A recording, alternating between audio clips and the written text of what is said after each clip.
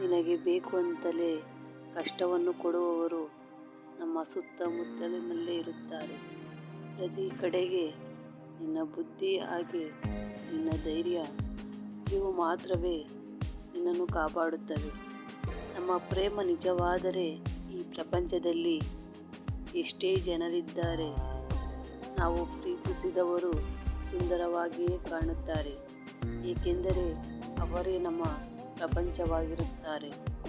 ಈ ಪ್ರೇಮವೆಂದರೆ ಹಾಗೇನೆ.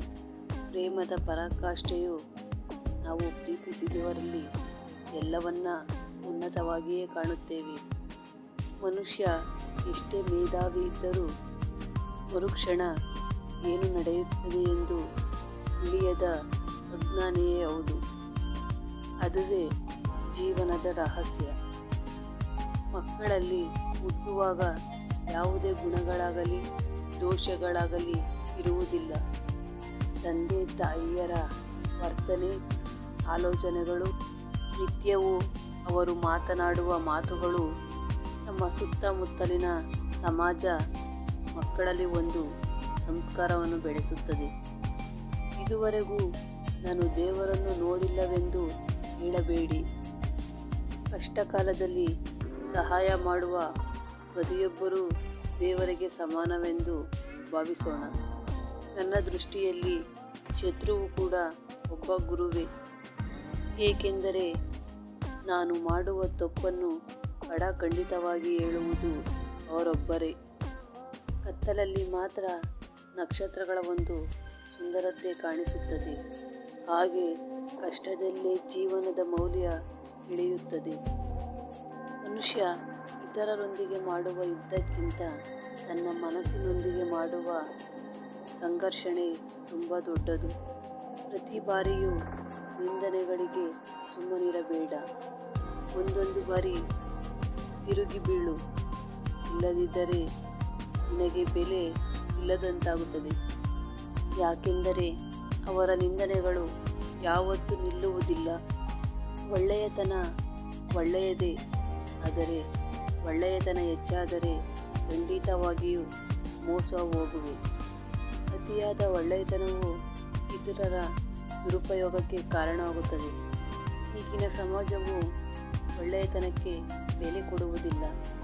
ಈ ಕಲಿಯುಗದಲ್ಲಿ ಒಳ್ಳೆಯತನಕ್ಕೆ ಮೌಲ್ಯವಿಲ್ಲ. ಇಷ್ಟಕ್ಕೂ ಯಾರಿಗಾಗಿ ಈ ಒಳ್ಳೆಯತನ? ಇನ್ನಷ್ಟಕ್ಕೆ ನೀನು ಇರು ಒಳ್ಳೆಯತನದಲ್ಲಿ ಅಷ್ಟೇ.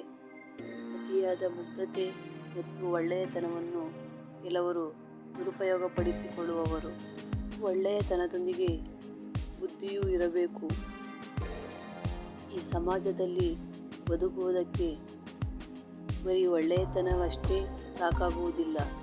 ಸರಿಯಾದ ಸಮಯದಲ್ಲಿ ಸರಿಯಾದ ಜಾಣತನವು ಮನುಷ್ಯನಿಗೆ ಇರಬೇಕು. ಕೆಲವು ಬಾರಿ ನಂಬಿಕೆ ಎಷ್ಟು ಬಲವಾಗಿ ಇರುತ್ತದೆ ಎಂದರೆ ಪೂರ್ತಿಯಾಗಿ ಮೋಸ ಹೋಗುತ್ತಿದ್ದೇವೆ ಎಂದು ತಿಳಿದುಕೊಳ್ಳಲಾರದಷ್ಟು ದೌರ್ಬಲ್ಯವಾಗಿರುತ್ತೇವೆ. ಕಣ್ಣು ಇರದ ವ್ಯಕ್ತಿಗೆ ಕನ್ನಡಿ ಎಷ್ಟು ಉಪಯೋಗಕ್ಕೆ ಬರುತ್ತದೆಯೋ, ಒಬ್ಬ ಅಜ್ಞಾನಿಗೂ ಕೂಡ ಒಂದು ಪುಸ್ತಕ ಅಷ್ಟೇ ಉಪಯೋಗಕ್ಕೆ ಬರುತ್ತದೆ. ಕತ್ತಲೆ ಎಷ್ಟೇ ಇದ್ದರೂ ಅದಕ್ಕೆ ಬೆಳಕು ಕೊಡಲು ನಕ್ಷತ್ರಗಳಿಂದ ಸಾಧ್ಯವಿಲ್ಲ. ಆದರೆ ಒಬ್ಬಂಟಿಯಾದ ಚಂದ್ರನೇ ಬರಬೇಕು. ಹಾಗೆ ಯಶಸ್ಸು ಅನ್ನೋದು ಅದೃಷ್ಟಕ್ಕೆ ಸಂಬಂಧಿಸಿರುವುದಿಲ್ಲ. ಬಹಳ ಯೋಚಿಸಿ ಮಾಡುವ ಕಾರ್ಯದ ಒಂದು ಫಲಿತ. ಕಾಲವು ಮನುಷ್ಯನನ್ನು ಪರಿಪೂರ್ಣ ಮಾಡುತ್ತದೆ. ಹಾಗೆ ಕಾಲವು ಮನುಷ್ಯನನ್ನು ನಾಶವೂ ಮಾಡುತ್ತದೆ. ಮನುಷ್ಯ ಒಂಟಿಯಾಗಿಯೇ ಹುಟ್ಟುವನು, ಒಂಟಿಯಾಗಿಯೇ ಮರಣಿಸುವನು. ಕರ್ಮದ ಫಲಿತವನ್ನು ಅವನೊಬ್ಬನೇ ಅನುಭವಿಸುವನು. ಭಯಪಡುವುದನ್ನು ಯಾವಾಗ ನಿಲ್ಲಿಸುತ್ತೇವೆಯೋ ಆವಾಗ ನಮ್ಮ ಜೀವನ ಪ್ರಾರಂಭವಾಗುತ್ತದೆ. ಅತಿಯಾದ ಒಳ್ಳೆಯತನ ಒಳ್ಳೆಯದಲ್ಲ, ಆದರೆ ನಾವು ಒಳ್ಳೆಯತನದಲ್ಲಿ ಬದುಕಬೇಕು. ಮತ್ತೊಂದು ಸಂದೇಶದೊಂದಿಗೆ ಸಿಗ್ತೀನಿ. ಎಲ್ಲರಿಗೂ ಧನ್ಯವಾದಗಳು.